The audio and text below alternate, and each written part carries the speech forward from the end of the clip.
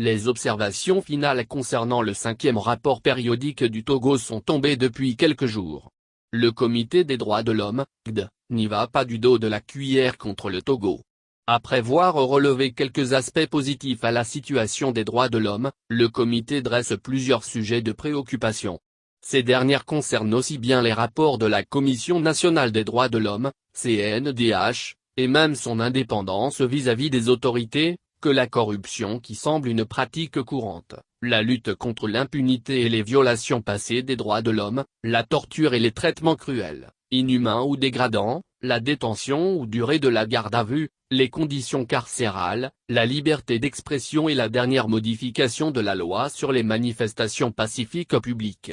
Sur la CNDH, le comité se dit préoccupé par le fait que ces rapports restent confidentiels sauf si elle décide de les publier. Il exprime ses inquiétudes quant à la mise en œuvre de la dénonciation de violations des droits de l'homme auprès de l'autorité judiciaire compétente. Le comité exprime également son inquiétude quant aux allégations de remaniement par des membres du gouvernement du rapport publié par la Commission en 2012 à la suite de son enquête sur les allégations de torture et de mauvais traitements dans les locaux de l'Agence nationale de renseignement, notamment dans le cadre de l'affaire Kpachag Nassimbe et co-accusés, et aux allégations de menaces contre l'ancien président de la commission qui a dû quitter le pays par crainte pour sa sécurité, écrit-il. Pour ce qui est du point sur la CNDH, il recommande de renforcer l'indépendance de la commission, notamment en supprimant tout contrôle de ses activités par des entités gouvernementales, d'encourager la publication des rapports de la commission et en faciliter l'accès par toutes les parties prenantes, de garantir le plein accès de la commission au système judiciaire pour soumettre des plaintes relatives à des violations des droits de l'homme.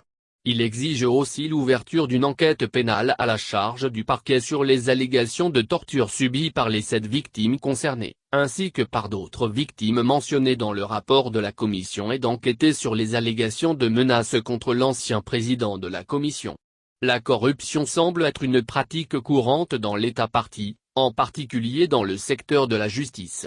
Il est également préoccupé par le faible nombre d'enquêtes, de poursuites et de condamnations pour faits de corruption, écrit le comité sur un autre point. Tout en saluant les mesures prises pour mettre en place des mécanismes de justice transitionnelle, le comité se dit préoccupé par l'absence de condamnation pénale des auteurs présumés des violations flagrantes des droits de l'homme qui ont émaillé l'élection présidentielle de 2005.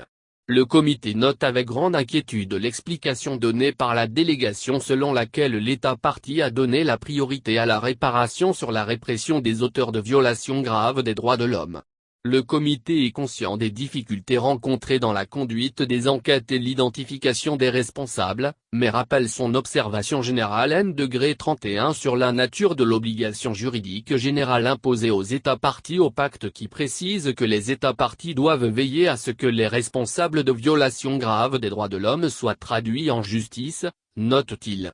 Il note aussi l'absence d'enquête et de poursuites judiciaires contre les dirigeants politiques et les journalistes soupçonnés d'avoir attisé la haine ethnique au cours du processus électoral de 2005, en application des dispositions pénales en vigueur à l'époque.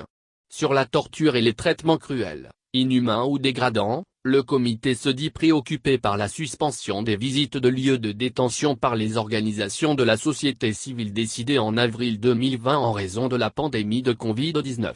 Il dit qu'il y a toujours des allégations de torture et de mauvais traitements fréquemment pratiqués par les membres des forces de l'ordre et de sécurité pendant la garde à vue et la détention préventive, y compris contre des enfants, notamment afin d'en extraire des aveux. La quasi-absence d'enquête et de poursuite par le parquet pour ces actes de torture et de mauvais traitements, ce qui contribue à créer et à entretenir une situation d'impunité à l'égard de leurs auteurs, regrette-t-il. Sur la liberté d'expression, le comité pointe du doigt l'existence d'un certain nombre de dispositions législatives fixant des limites excessives au contenu des discours, notamment dans la loi sur la sécurité intérieure, la loi sur la cybercriminalité et le code de la presse et de la communication. Il dit s'inquiéter de ce que le caractère vague de ces normes porte atteinte de manière disproportionnée aux dispositions de l'article 19 du pacte.